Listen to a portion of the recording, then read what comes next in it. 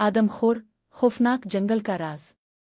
एक गांव के करीब एक ऐसा जंगल था जो अपने पुरस्कार और खौफनाक वाकयात के लिए मशहूर था।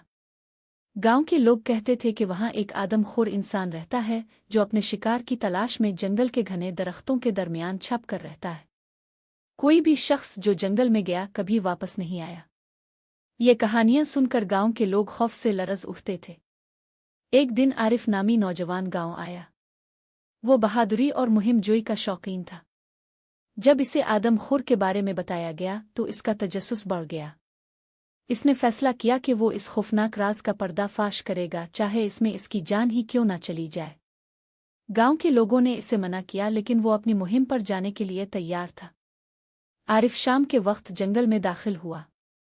घने दरख्त ठंडी हुआ और सन्नाटा माहौल को और भी खौफनाक बना रहे थे। जंगल के अंधेरे में हर साया किसी खतरे की अलामत लग रहा था। घंटों की तलाश के बाद इसे एक पुरानी झोंपड़ी नजर आई जहां से रोशनी की मध्यम झलक आ रही थी।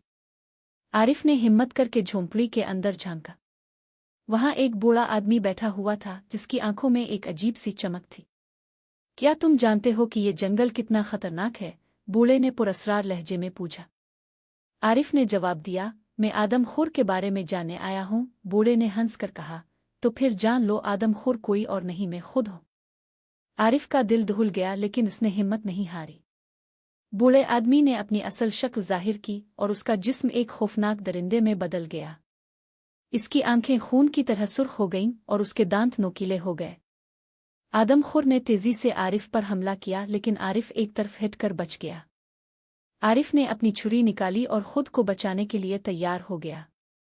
दोनों के दरमियान शदीद लड़ाई शुरू हो गई। आदमखोर अपनी कुव्वत और ताकत से हमले कर रहा था, जबकि आरिफ अपनी चालाकी और फुर्ती से इसके वार से बच रहा था। कई बार आरिफ ने वार किया, लेकिन आदमखोर की खाल लोहे की तरह सख्त थी। जंगल के सन्नाटे में सिर्फ उनकी जंग की आवाजें गूंज रही थीं। बिलाखिर जब आदमखोर ने पूरी ताकत से आरिफ पर झपटने की कोशिश की, आरिफ ने अपनी छुरी इसके पेट में घोंप दी। आदमखोर एक चीख के साथ जमीन पर गिर गया। आरिफ ने मौका का फायदा उठाते हुए इसे झोंपड़ी के अंदर कैद कर दिया और जल्दी से गांव वापस आ गया। गांव वालों को जब ये दास्तान सुनाई गई तो वो हैरान रह गए और आरिफ की बहादुरी की तारीफ की। उन्होंने जंगल की हिफाजत के लिए पहरा लगाया ताकि आदमखोर दोबारा आज़ाद ना हो सके। आरिफ की कहानी गांव वालों के लिए एक सबक बन गई कि हिम्मत और हौसले से हर खौफनाक हकीकत का सामना किया जा सकता है।